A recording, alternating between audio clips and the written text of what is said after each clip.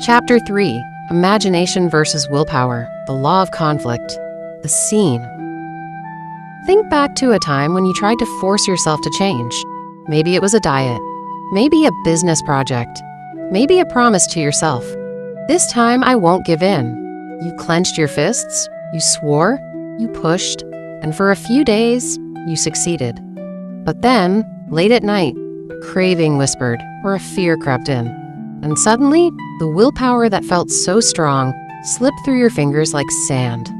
Sound familiar? That's because willpower is like holding your breath underwater. You can do it for a while, but eventually you come up gasping. Imagination breathes. It doesn't tire. It doesn't struggle. It simply creates the picture your subconscious obeys. Why imagination always wins. Your subconscious mind doesn't speak the language of logic. It doesn't care about promises, rules, or even shoulds. It speaks in images, symbols, stories. It obeys the movies you play inside your mind. Here's the law.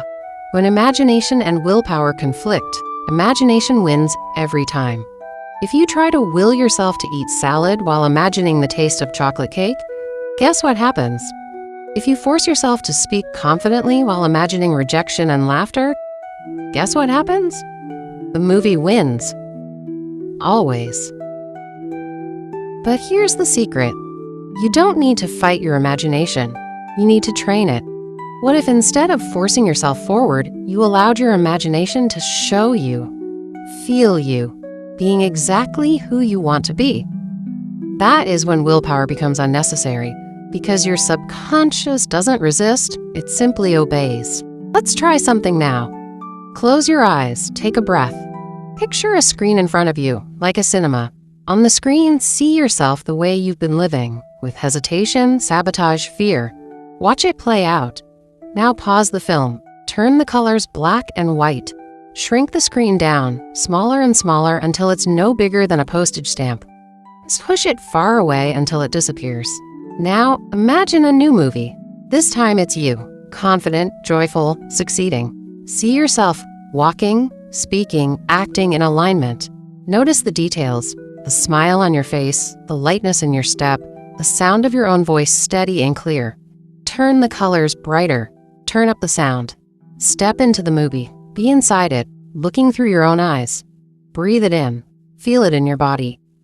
Anchor this state. Press thumb and finger together, just like before. Whisper, "This is who I am." Notice how effortless it feels, because your subconscious now has a new film to follow. And as you imagine this new movie, you may already notice how your body responds differently, how your breathing slows, how your shoulders relax, as though your mind has been waiting for this clear, vivid command. And isn't it interesting that when the picture changes, the behavior naturally follows? Without force, without struggle, as if the new reality was always meant to be yours. Practical exercise, training imagination. 1. Identify a conflict. Think of one area where you've relied only on willpower, diet, habit, confidence. 2. Old movie. Visualize the old pattern as a movie. Shrink it, fade it, push it away. New movie. Build a vivid, colorful, detailed movie of yourself succeeding. Step inside it, breathe it, feel it. 4. Anchor it. Press thumb and finger together while fully immersed. Use this anchor whenever the old pattern resurfaces. When you fight imagination with willpower, you lose. But when you direct imagination with clarity, you win without fighting, because your subconscious doesn't argue with movies. It simply plays them out. And now, you're the director.